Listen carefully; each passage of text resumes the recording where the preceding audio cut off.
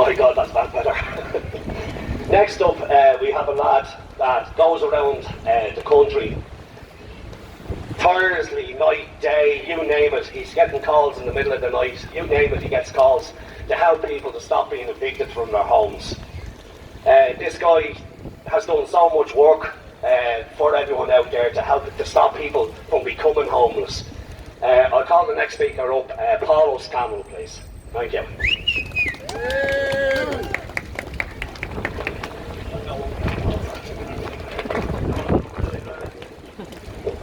Very well, good, Trevor.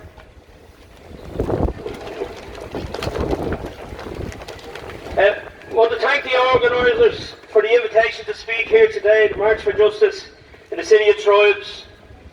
It is fitting that this event is held under the shadow of this fine monument to Liam Mellows. I've been asked to speak on the subject of evictions by banks and vulture funds. It's impossible to speak about the injustices of bank and vulture funds evicting families from their homes without referring to the aims and objectives of Liam Mellows and what he stood for, but more importantly, what he stood against. Liam Mellows and his comrades Joe McKelvey, Richard Barrett, Rory O'Connor were executed on 8th of December 1922 without trial and without any charge being laid against them. In the eyes of the counter-revolutionary Free State government, their only crime was their loyalty to the Irish Republic proclaimed on Easter week 1916, which was ratified by the democratic will of all the people of Ireland with the establishment of Dáil Éireann on the 24th of January 1919.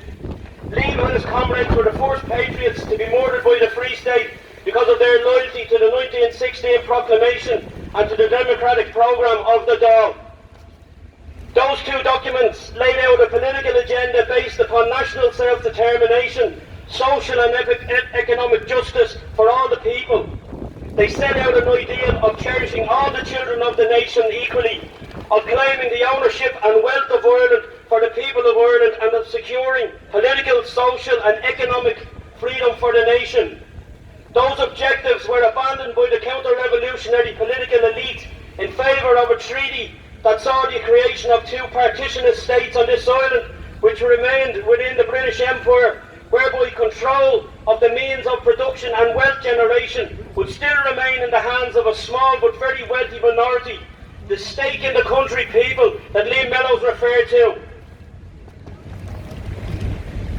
Liam Mellows completely opposed the treaty as he foresaw that the two-state political solution would reinforce the economic status quo and that the form of government proposed would in no way be revolutionary and would in fact perpetuate the very same political, social and economic justice which they had fought long to remove.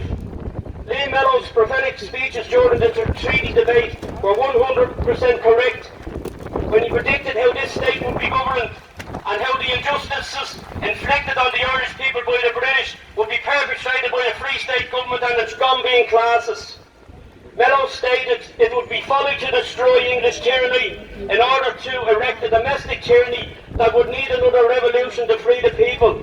The Irish Republic stands, therefore, for the ownership of Ireland by the people of Ireland.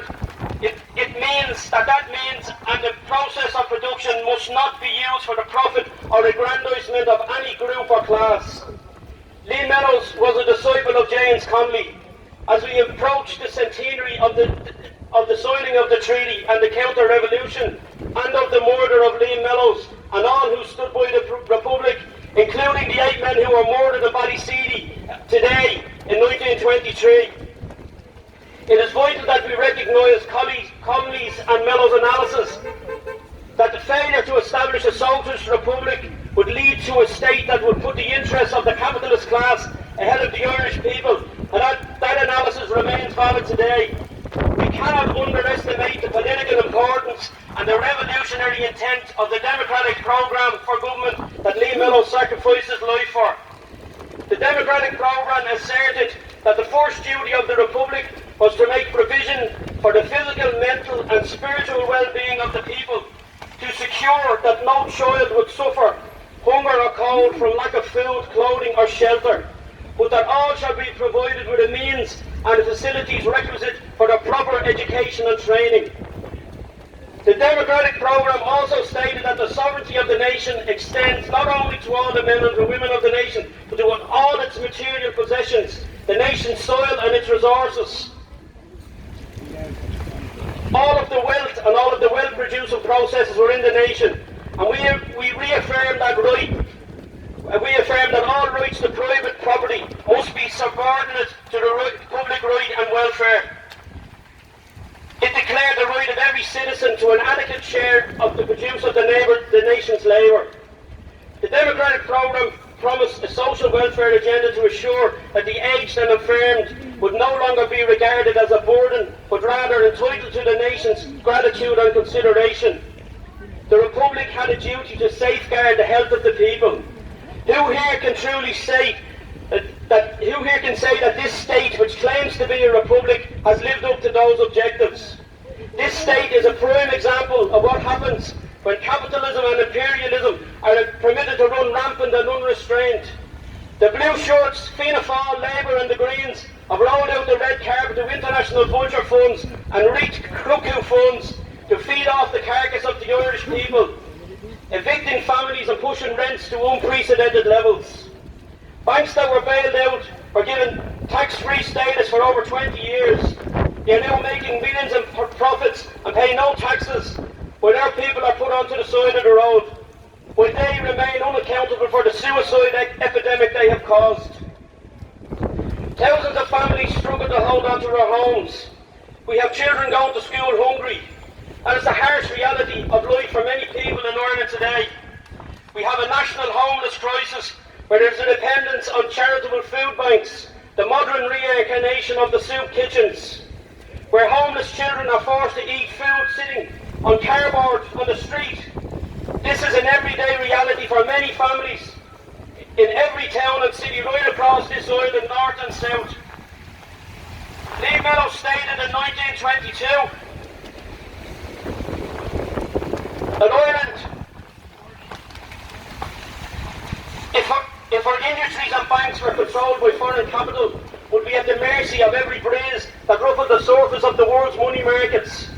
Again, his words were prophetic, because when in 2008, when another breeze ruffled the surface of the world's financial markets, and particularly the EU's financial institutions, the people of Ireland were again at the mercy of those markets. And it was us that were sacrificed to save the European banks. The cowards in Leinster House agreed that we would pay 42% of the total cost of the European banking crisis. Every man, woman and child in this state are now debt slaves. That is why we now have thousands of families fighting to save their homes in corrupt eviction courts across this state on a weekly basis. That is why we have so many suicides. That is why we have ex-British Army mercenaries and loyalist terrorists evicting families, while Garda Síochána stand idly by as one of their own members was beaten by these hired thugs and the eviction of the Lagan family in Strokestown. Lee Mellows warned us about the stake in the country people, our homegrown capitalist class. But now we have a new crop of stake in the country people who are directing evictions and the financial rape of this country. They reside in the banks, they reside in Leinster House, they reside in the British bar course system that the Free State counter-revolutionaries retained and still operate. They reside in the police force, whose commissioner is an MI5 agent and is a danger to the security of this state because his allegiance is to the British Crown and not to the Irish people he proclaims to serve. Drew Harris is a lawyer. He stated publicly that his officers are not enforcing evictions. He stated that they would not stand by and allow the law to be broken. While the rest of us in the country have seen the video of the eviction of the McCann family as they were dragged from their homes by their ears by loyalist thugs. In the coming weeks, KBC Bank will attempt to jail the elderly McCann family. Another stake in the country individual, Judge Leonie Reynolds, has granted permission for the case to go ahead, seeking an attachment and committal order against Michael, Anthony and Geraldine McGann.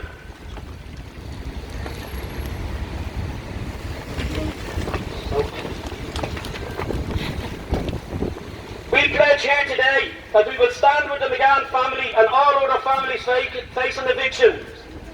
Contrast the state's intention to jail two elderly brothers and their sisters for the crime of refusing to leave their home with the treatment of bankers who bankrupted this country.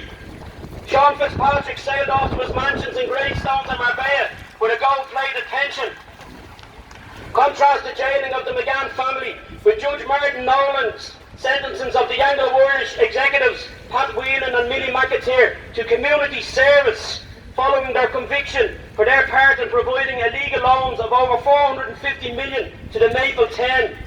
Nolan said at the time that it would be incredibly unjust to impose prison sentences on the pair because the state agency had led them into error and illegality.